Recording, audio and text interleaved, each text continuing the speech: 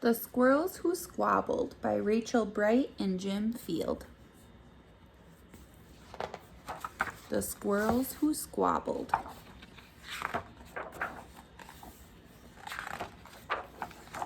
In a towering forest where summer had been, the leaves turned to gold as cold wind blew in, and as autumn arrived with the sky raging red, the sleepiest creatures got ready for bed.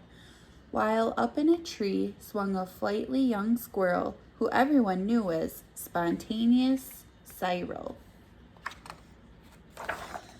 Now, most foresty folk had seen to their needs through the plentiful months of mushrooms and seeds. They built up their stores so they'd all be well fed through the frosting of winter that glittered ahead.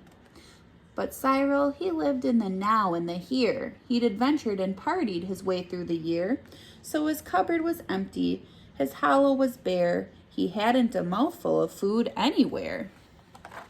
But wait, what was that? Over there, take a look. A single lone pine cone wedged in a nook. He squealed with delight, and for a very good reason, for inside were the very last nuts of the season. But Cyril wasn't alone. There were more hungry eyes. Yes, plan ahead Bruce had his sights on the prize. Though he gathered fresh treasures of every sort, Bruce was convinced he was one pine cone short. I simply must have it, he wistfully cried, as he dreamt of the fresh, juicy pine nuts inside. So as Cyril set off on his way to the ground, Bruce, he was also last pine cone bound. They sprinted and scurried with no time to gamble. They scratched at the bark in their scampering scramble. But their panic and haste shook the tips of the spruce, and the pine cone, it trembled, and then it came loose.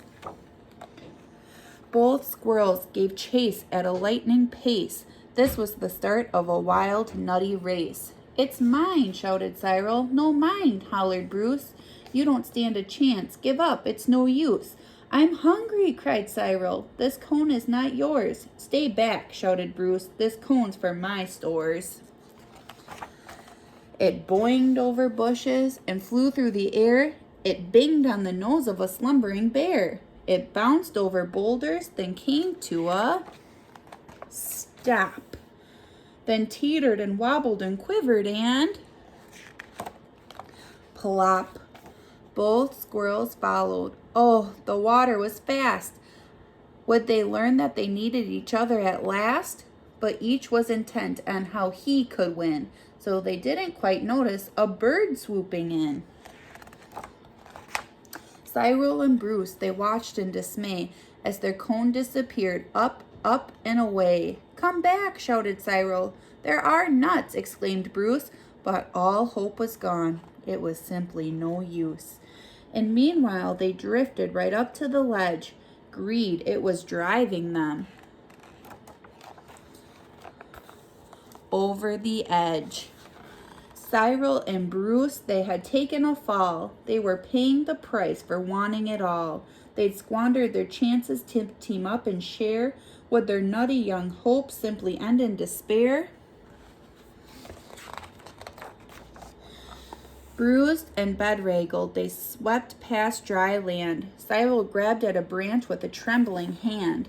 Catching Bruce with the other, he heaved and he huffed, and he pulled him to safety with panting and puffs. They dragged themselves up with sputtering wriggles. Then Bruce looked at Cyril and exploded in giggles. How silly we are, he managed to mutter. How greedy I've been, he proclaimed with a splutter. We shall change from today. May the squabbling cease. We should celebrate, seeing we're both in one piece. From that day and forward, they made a great pair. They would gather together and found they could share. Yes, Cyril and Bruce, they knew in the end, the best thing to share is a laugh with your friend.